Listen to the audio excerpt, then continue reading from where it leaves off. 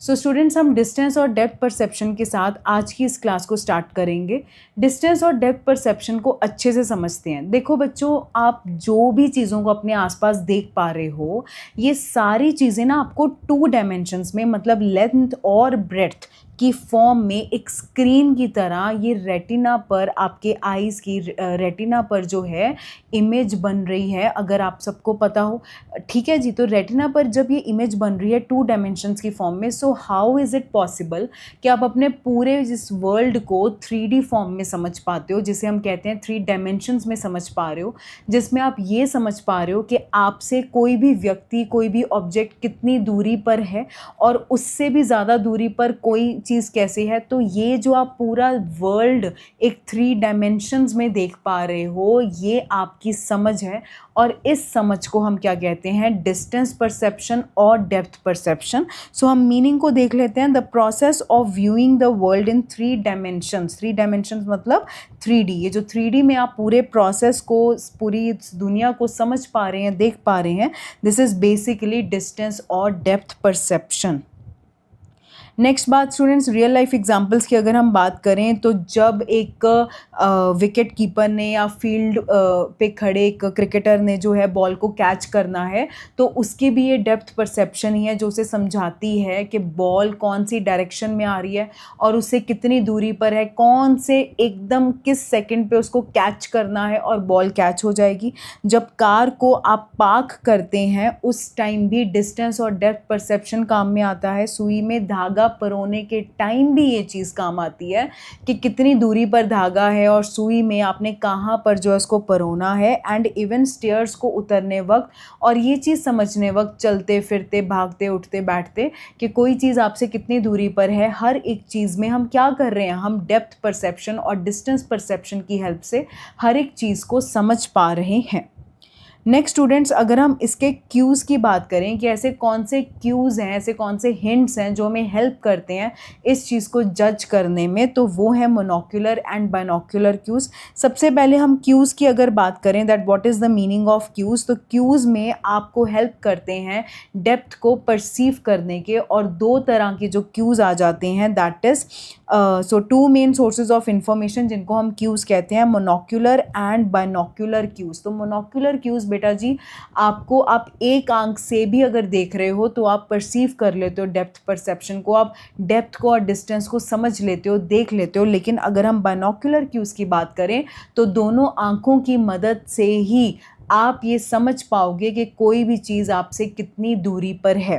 तो चलिए इन क्यूज़ को हम अच्छे से डिटेल में समझते हैं। Very important topic students. जब हम मोनोक्यूलर क्यूज़ की बात कर रहे हैं, तो आप ध्यान रखिए कि जो दूसरा नाम है इसका, that is psychological cues. And psychological cues में like that is monocular cues of depth perception are effective जब ऑब्जेक्ट को आप एक आंख से देख रहे हो। These cues are often use by artist to induce depth in 2D paintings. तो आर्टिस्ट तो 2D पेंटिंग्स बनाता है, अब ये 2D पेंटिंग्स में वो जो डेप्थ को इंड्यूस करवा पाता है, वो जो 3D का इफेक्ट ला पाता है, वो किस वजह से रहता है? वो मोनोक्यूलर क्यूज की हेल्प से ही वो ऐसा कर पाता है। एंड इन क्यूज़ को हम पिक्टोरियल क्यूज़ भी कहते हैं। तो मोनोक्यूलर क्यूज़ में अगर हम सबसे पहले क्यू की बात करें, सो दैट इज़ रिलेटिव साइज़। तो रिलेटिव साइज़ का सिंपल सा मीनिंग है कि जो साइज़ है ऑफ रेटिनल इमेज, मतलब रेटिना पर बनने वाले इमेज का जो साइज़ है बच्चे, वो आपको डिस्टेंस के बारे में बताता है। किस तरीके से बताता है? And based on the past and present experience with similar object. मैं समझाती हूँ इसका मतलब क्या है।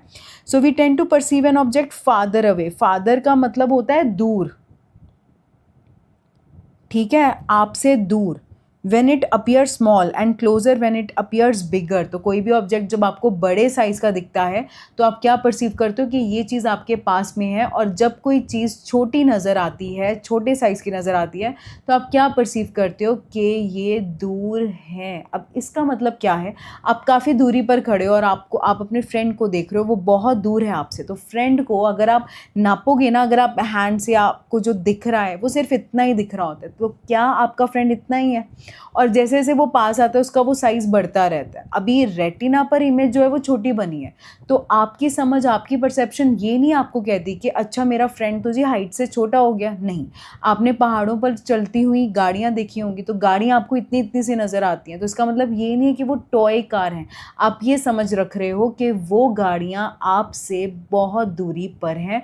बस यही चीज़ बच्चे रिलेटिव साइज़ में लिखी है, that based on your past and present experience you know that, मतलब ये पहाड़ हैं जहाँ पर हम आए हैं और यहाँ पे टॉयज़ नहीं चल रहे, यहाँ पे रियल की कार्स चल रही हैं। तो आप इन चीज़ों को समझ पा रहे हो, आपका एक्सपीरियंस है कि लोगों की, इंसानों की क्या हाइट है, ये सारी चीज़ें आपकी एक्सपीरियंस है। अब आप कहोगे कि मैम चींटी बहुत छोटी होती है, बहुत छोटी इमेज है, तो हम उसको भी बहुत दूरी पर माने। नहीं, आपके पास्ट एक्सपीरियंस ने आपको बताया है कि चींटी का साइज़ इतना ही होता है।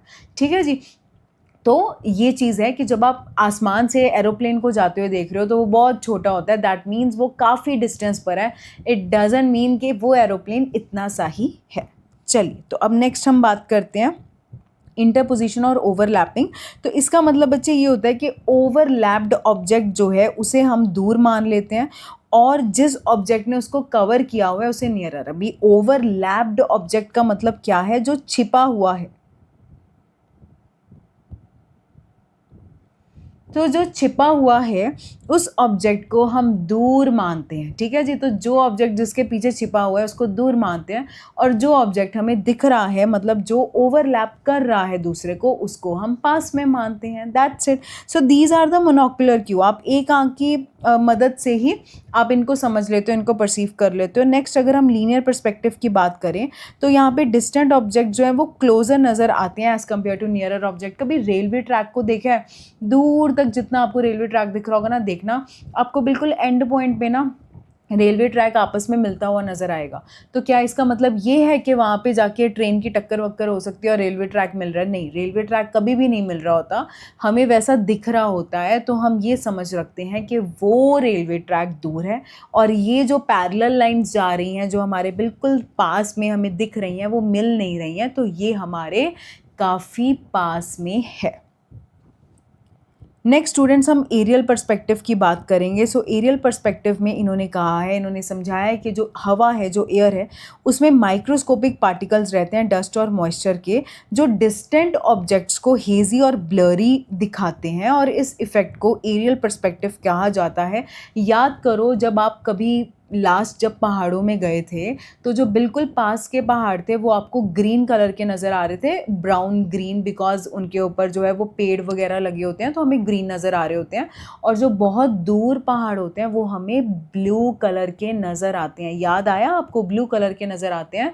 तो इसका मतलब ये है कि जब कोई एयर में चीज़ हमसे काफ़ी दूर होती है तो जो एयर के पार्टिकल्स होते हैं वो उसको ब्लर बना देते हैं, उसको हेजी बना देते हैं। So these are the aerial perspective.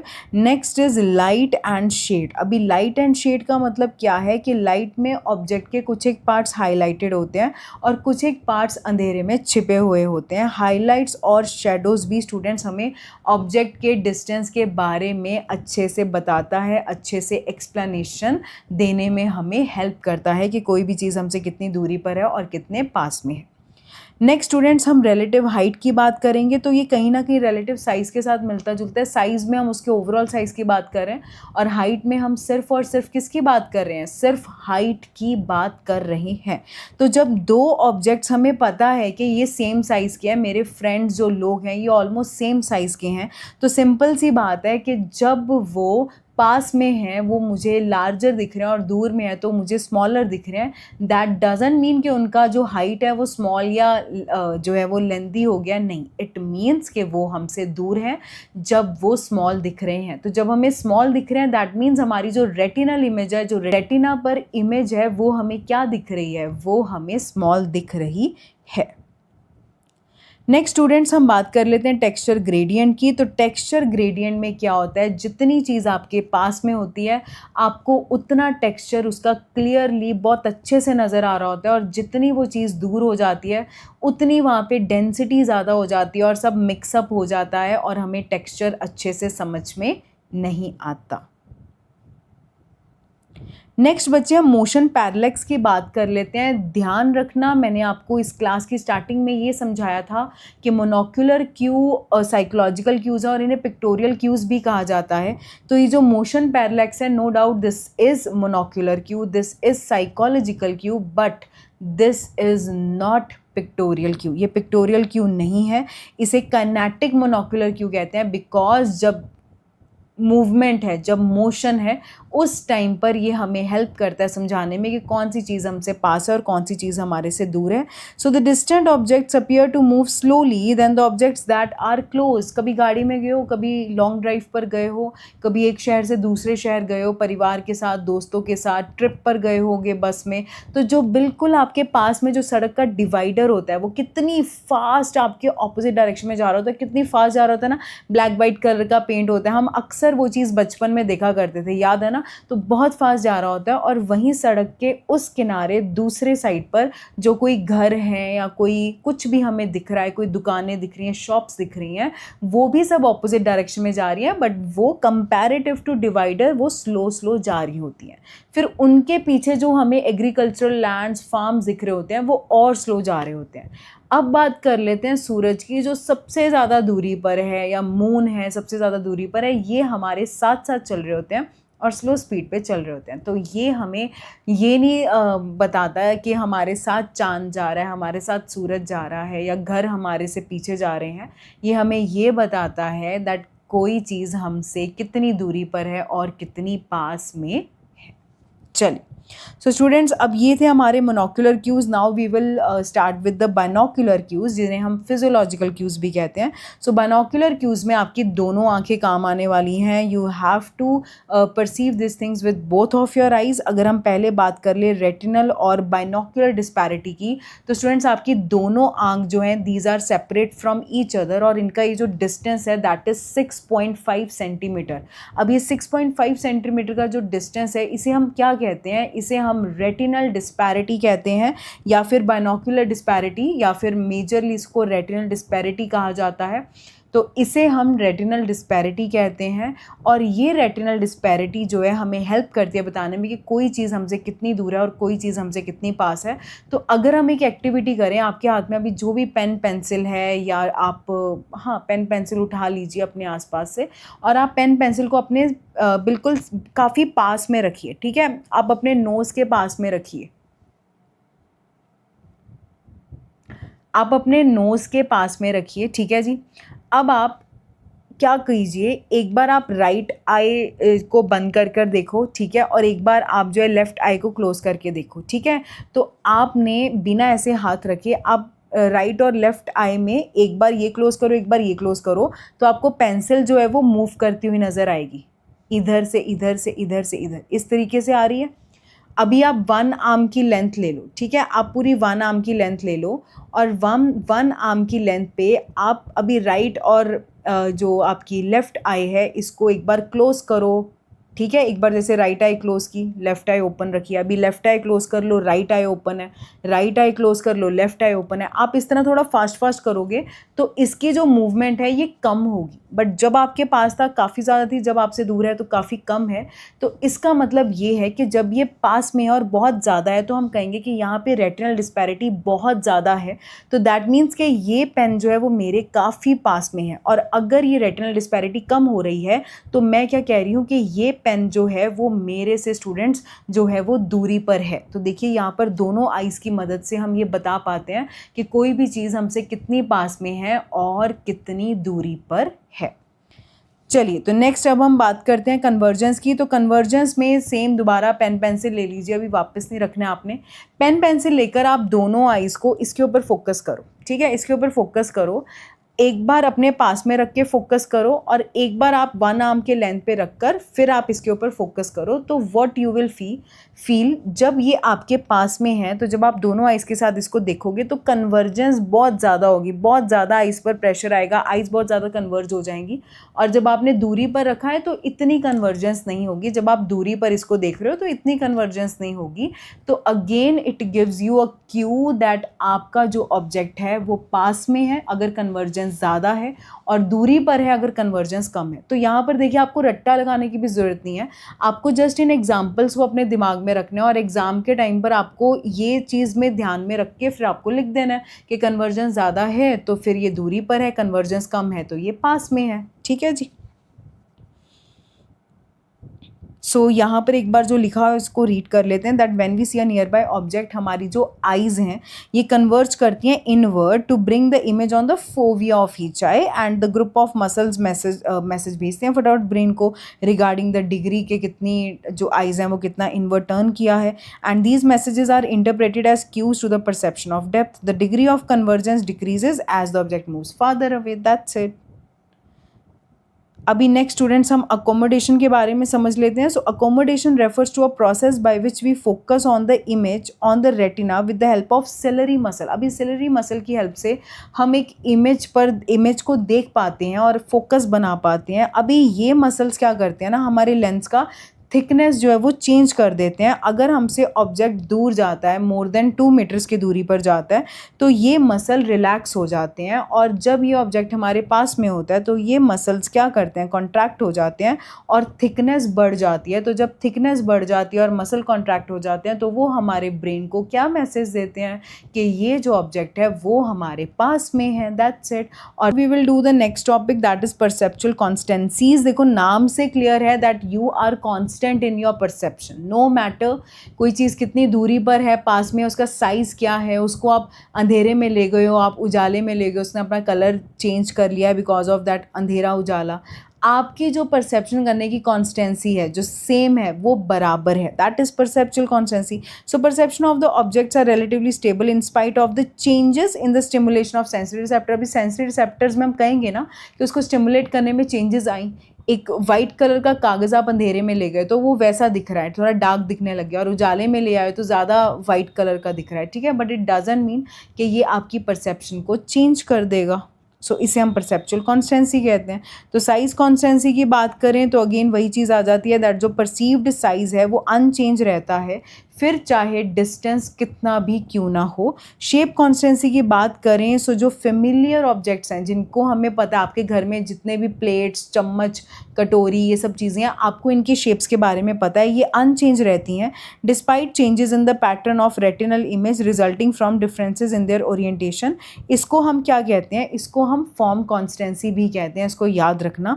Brightness constituency में अपेरेंट ब्राइटनेस कॉन्स्टेंट रहती है, नो मैटर किस तरह की इल्यूमिनेशन है, आप उसको किसी कलरफुल लाइट में ले गए हो, आप अंधेरे में ले गए हो, आप उजाले में ले गए हो, डजेंट मैटर। ठीक है, तो इसको हम ब्राइटनेस कॉन्स्टेंसी कहते हैं। छोटा सा टॉपिक है बट इंटरेस्टिंग बहुत है। लास्ट टॉपिक की बात कर लेते हैं, इल्यूजन्स की। अभी इल्यूजन्स क्या है, sometimes we fail to interpret the sensory information correctly. कई बार हम सेंसरी इन्फॉर्मेशन को करेक्टली जो है वो इंटरप्रेट नहीं कर पाते।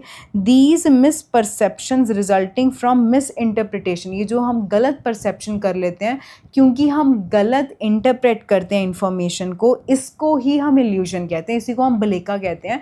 क्योंकि यहाँ पर जो हमारी समझ है ना वो एक्चुअल में काम ही नहीं करती है। ठीक है, हमें जो दिखाई देता है हम उसका गलत मीनिंग इंटरप्रेट करते हैं, और एंड एट द एंड हम उसकी परसेप्शन भी गलत ही करते हैं।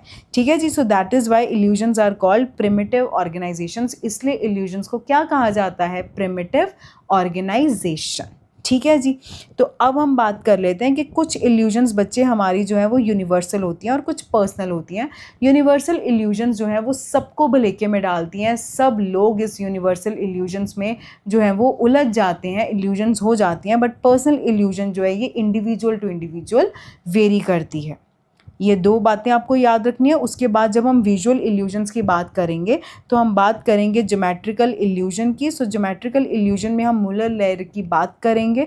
तो इन्होंने बच्चे जो है ये, अगर हम ये इल्यूजन की बात करें ना, तो अभी अगर आप ए और बी देख रहे हो, ये आपके टेक्स्ट बुक से फ़ोटो लिया गया है, तो ए और बी अगर आप देखो तो आपको कौन सी लेंथ जो है वो बड़ी लग रही है, एक बार में देख के बताओ।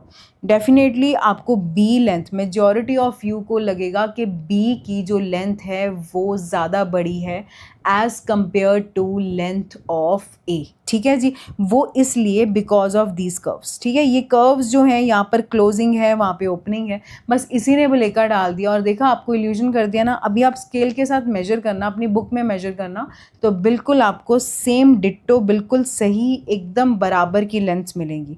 ऐसे बच्चे एक और ज्योमेट्रिकल इल्यूजन्स की अगर हम बात करें अदर देन मुलर लेयर इल्यूजन, सो इसमें जो है this is experienced by human beings, vertical and horizontal line. So vertical है ये वाली लाइन और हॉरिजॉन्टल है ये वाली लाइन। ठीक है जी, तो इसमें स्टूडेंट्स आपको कौन सी लाइन भलेका डाल रही है, कौन सी आपको ऐसी लाइन लग रही है जो ज़्यादा, जिसकी लेंथ ज़्यादा है as compare to other, obviously that is vertical वाली लाइन। तो again this is your illusion, जबकि दोनों की लेंथ बराबर है।